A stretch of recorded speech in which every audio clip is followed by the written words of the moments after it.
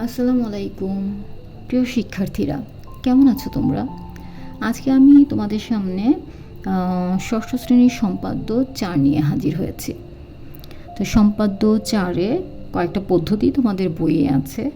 তো সেখান থেকে আমি 2টা পদ্ধতি আমি দেখাবো। স্কেলের সাহায্যে এবং ত্রিকোণের সাহায্যে কীভাবে আঁকতে হয় সেটা সহজই আছে। তো ওইখানে আমি ওই 1 নম্বর পদ্ধতিটা আর দেখালাম না, আমি 2 নম্বর পদ্ধতি এবং 3 নম্বর পদ্ধতিটা আমি একটু দেখিয়ে দিব যে কিভাবে তোমরা এটা আঁকতে পারো সহজে। আচ্ছা, তো সম্পাদ্যতে কী দেয়া আছে যে একটি সরলরেখা নির্দিষ্ট কোনো বিন্দুতে একটি লম্ব আঁকতে হবে। তাহলে এই সম্পাদ্যের যে এই অংশটা থেকে আমরা বুঝতে পারি যে সবার প্রথম আমাদের একটা কি লাগবে, একটা সরলরেখা লাগবে। তো আমরা সরলরেখার ক্ষেত্রে আমি একটা রশ্মি নেই। তো রশ্মিটা কীরকম, এই যে এইরকম আমি নিই। তোমাদের ধাপে ধাপে দেয়া আছে এবং অনেকেই তোমরা মনে করো যে প্রত্যেকটা ধাপের চিত্রই কি আমাদের দেয়া লাগবে। না, তোমাদের প্রত্যেকটা ধাপের চিত্রটা দেওয়া লাগবে না। তোমরা তোমাদের ওই কীভাবে তোমরা করবে সেটা দেখানোর জন্য স্টেপ বাই স্টেপ ওইগুলা দেখানো হয়েছে, কিন্তু তোমাদের ওইটা দেখানো লাগবে না। তোমরা একেবারে ফাইনাল যেই চিত্রটা সেটা আঁকলেই হবে। তো আমরা এরকম একটা রশ্মি আঁকলাম, ঠিক আছে। এখন বলেছে একটি নির্দিষ্ট সরলরেখার নির্দিষ্ট কোনো বিন্দুতে, তাহলে এইটা যদি একটা সরলরেখা হয় তার যে কোনো একটা জায়গায় আমি নির্দিষ্ট একটা বিন্দু নেই। তাহলে নির্দিষ্ট একটা বিন্দু আমি আনুমানিক এখানে নিলাম, এটার একটা নাম দিলাম। তোমাদের বইয়ে যেহেতু দেয়া আছে পি, আমি পি এখানে লিখলাম। পি না দিয়ে তুমি অন্য কিছুও দিতে পারো, কোনো সমস্যা নেই। তাহলে এই নির্দিষ্ট রেখার যে কোনো একটা বিন্দু পি এইখানে হতে পারে, এইখানে হতে পারে, যে কোনো একটা বিন্দু তুমি দিলে। আমি একটু চোখের আন্দাজে এখানে দিয়েছি কারণ আমার আরও কিছু কাজ করতে হবে, যেটা কিনা আমার এই দুই পাশের কিছুটা আমার ব্যবহার করতে হতে পারে। সেজন্য আমি একটু মাঝামাঝি নিলাম যে দুই সাইডে যেন আমার একটু জায়গা থাকে। তাহলে এখন কি করব, এই বিন্দুর উপর আমার যেহেতু একটা লম্ব আঁকতে বলেছে, এইখানে আঁকি বা এইখানে আঁকি, যেভাবে আঁকি আমার আঁকতে হবে। তো চোখের সুবিধার্থে আমরা কি করি, সাধারণত এইভাবে লম্বটা আঁকি। তুমি যদি কোনো কারণে নিচে লম্বটা আঁকো, কোনো সমস্যা নেই, লম্ব হলেই হবে। এখন আমরা সাধারণত উপরের দিকে লম্বটা আঁকি।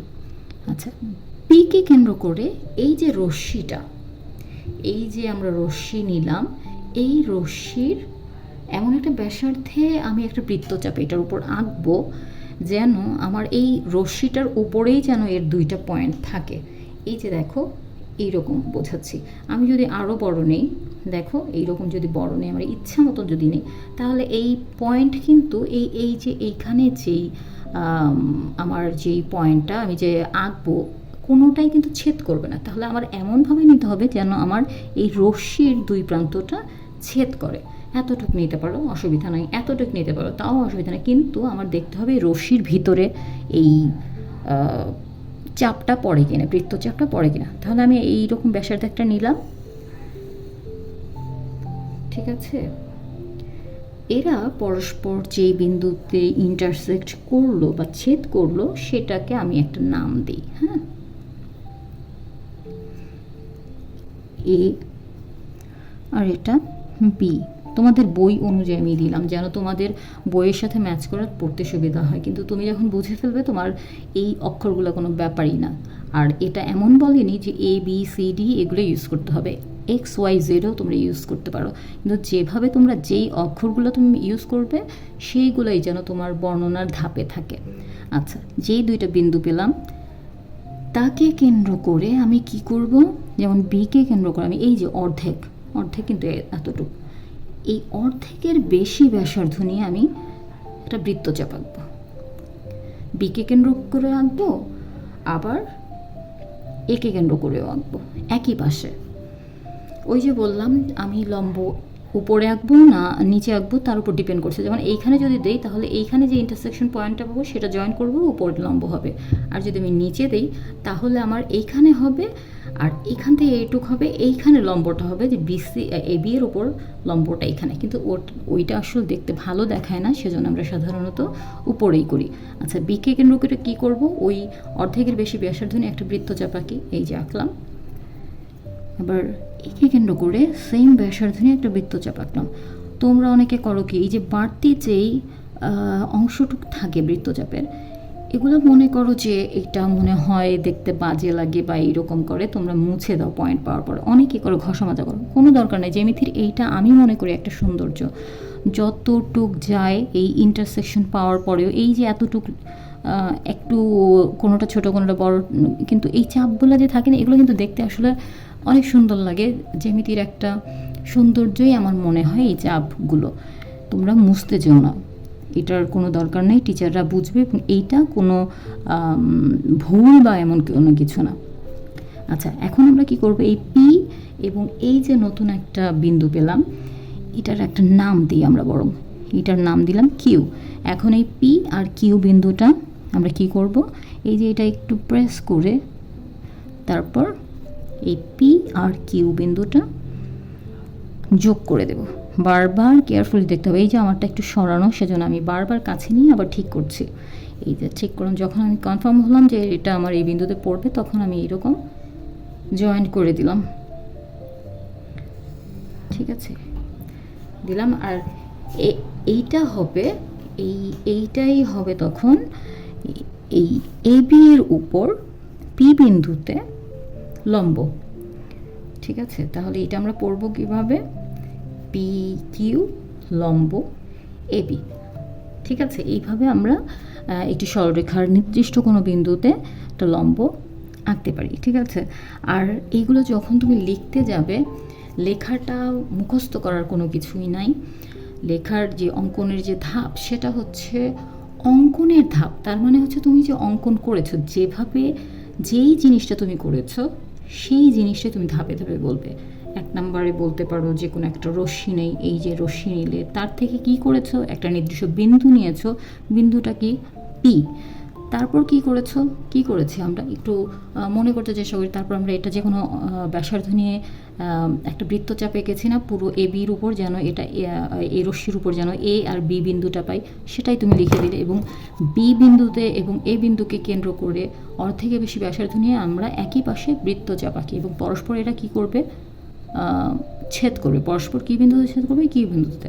এবং কিউ বিন্দু এবং পি বিন্দু আমি যোগ করে দিই। আমি যা বলছি সেটাই কিন্তু তুমি যা করেছো সেটাই কিন্তু তুমি লিখছো। ঠিক আছে, পি আর কিউ বিন্দু যোগ করি, তাহলে পি কিউই হবে কি এ বির উপর লম্ব। তার মানে পি কিউ লম্ব এ বি। ঠিক আছে, এটা লিখে দিলেই তুমি তোমার কাজ শেষ। বইয়ের মতন কোনো কিছু মুখস্থ করতে হবে না, কিচ্ছু করতে হবে না। তুমি এইটুক লিখলেই তোমার পুরো পরিপূর্ণ সম্পাদ্য হয়ে গেল। ঠিক আছে, এখন আমি জ্যামিতিটা যদি এইভাবে না করে অন্যভাবে করি, তাহলে কিভাবে করব সেটা একটু দেখি। ধরো আমি এইভাবে করব না, লম্বটা আঁকবো কীভাবে, ওই আগের মতন যে কোনো একটা রশ্মি নেই, যে কোনো একটা রশ্মি নিলাম, এর একটা নাম দিলাম রশ্মি, যেহেতু রশ্মি না ঠিক রেখা নিলাম। আমি ভুলে রশ্মি বলেছি, সরি, এটা রশ্মি না, আসলে এটা হচ্ছে রেখা না, সরলরেখা। তাহলে এই বি। আচ্ছা, এখন কি করব, আমার বলেছে যে একটি সরলরেখার নির্দিষ্ট কোনো বিন্দুতে, তাহলে নির্দিষ্ট কোনো বিন্দু নিব। এইভাবে নিয়েছিলাম, এটাই তোমাদের ইচ্ছা মতো তুমি একটা পয়েন্ট নাও, যেমন এখানে নিলাম, এখানে যে কোনো একটা জায়গায় নেই, এইভাবে এই জায়গায় নিলাম পিটা, এবার এইখানে নিলাম, তাহলে এটা পি লিখি পি। এইবার কি করব, একটু ডিফারেন্ট, সেটা হচ্ছে পিকে কেন্দ্র করে যে কোনো ব্যাসার্ধ নিব। ঠিক আছে, যে কোনো ব্যাসার্ধের একটা বৃত্তচাপ আঁকবো, আঁকলাম। এটা যে এইখানে ইন্টারসেক্ট করতে হবে এমন কোনো কথা নাই, এক পাশ করলেই হবে। আগেরটার মতো দুই পাশে ইন্টারসেক্ট না করলেও হবে। এখন এক পাশে যদি করি, তাহলে এই যে নতুন যে ছেদ বিন্দু পেলাম, তাকে কেন্দ্র করে একটা বৃত্তচাপ আঁকি, সেম ব্যাসার্ধ। এটা কিন্তু নাড়াচাড়া করা যাবে না, একবার যদি আমরা ফিক্সড করি এটার পরে নাড়াচাড়া করা যাবে না। তারপর যে ইন্টারসেকশন পয়েন্টটা পেলাম, সেখান থেকে আবার আরেকটা বৃত্তচাপ আঁকলাম, ওই আগের বৃত্তচাপের উপর আরেকটা ইন্টারসেকশন পয়েন্ট পেলাম। এখন এই দুইটি ইন্টারসেকশন পয়েন্টকে কেন্দ্র করে আমরা কি করব, একই পাশে বৃত্তচাপ আঁকবো। এটা একটা নাম দিই না, এটার নাম দিই ডি, এটার নাম দিই, তোমাদের বই অনুযায়ী আমি নামটা দিলাম এইটা সি।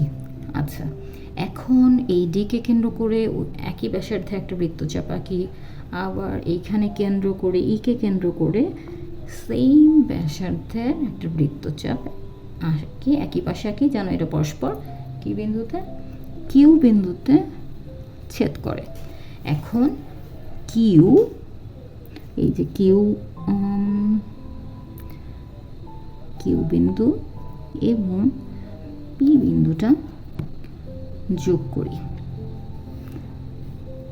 এই পি বিন্দু যোগ করলাম, তাহলে এবার কি হলো, এ বি এর উপর এই পি কিউ লম্ব হলো। এটাও কিন্তু ওই নির্দিষ্ট একটা সরলরেখার কোনো বিন্দুতে একটি লম্ব আঁকার টেকনিক। তাহলে এই সম্পাদ্যটা এইভাবে যদি তুমি আঁকো, তখন তুমি যদি মুখস্থ করো, মুখস্থ করলে হবে কি, চিত্র দিয়েছো এটা বর্ণনা দিলা এটা, অথবা চিত্র দিয়েছো এটা বর্ণনা দিলে এটা, জিনিসটা আসলে এইরকম না। তুমি যে এঁকেছো কি করেছো সেটা বর্ণনা দেওয়াটাই হচ্ছে তোমার অঙ্কনের ধাপ। এইবার যেই তুমি চিত্রটা এঁকেছো সেইটার যে বর্ণনা সেটা তুমি দিবে, যে কোনো একটা রেখা নিই, রেখা নিলাম এ বি, এর যে কোনো একটা বিন্দু পি নিলাম।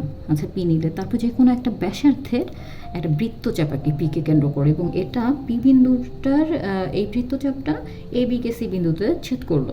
ঠিক আছে, এই যে দেখো ছেদ করলো, এবং এই একই ব্যাসার্ধ, এইটা নাড়াচাড়া করা যাবে না, তোমার এইটা লিখতে হবে না যে এইটা নাড়াচাড়া করা যাবে না, তুমি বলবে যে একই ব্যাসার্ধ নিয়ে এই ব্যাসার্ধ সিকে কেন্দ্র করে একই ব্যাসার্ধের বৃত্তচাপটা আবার আগের বৃত্তচাপের উপর অঙ্কন করি, এবং যেই ইন্টারসেকশন পয়েন্ট পেলাম বা বলবে যে তুমি ডি পেয়েছো, এবং ডিকে কেন্দ্র করে আবার ওই আগের বৃত্তচাপের উপর আরেকটা বৃত্তচাপ আঁকি, এটা ই ছেদবিন্দু পেলাম কি ই, এবং ডি এবং ইকে কেন্দ্র করে একই পাশে একটা বৃত্তচাপ আঁকি। এই বৃত্তচাপ আঁকার পরে পরস্পর কিউ বিন্দুতে ছেদ করলেও কিউ এবং পি বিন্দুকে যোগ করি, পি কিউ হবে এ বির উপর লম্ব।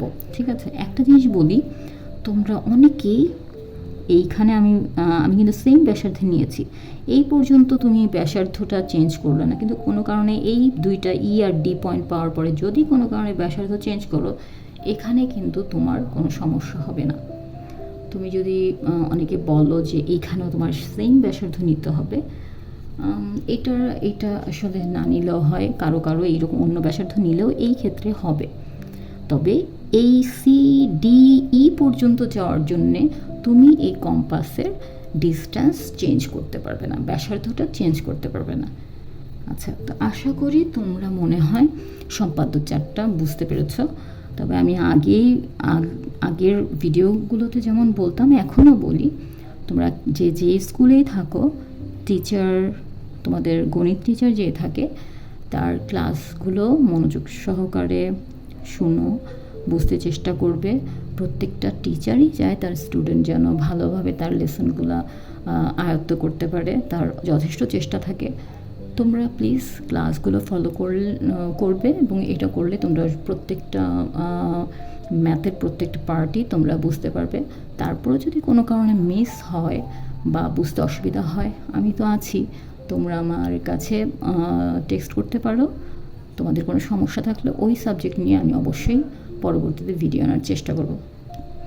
তা আছে, এই পর্যন্তই থাক। আল্লাহ হাফেজ।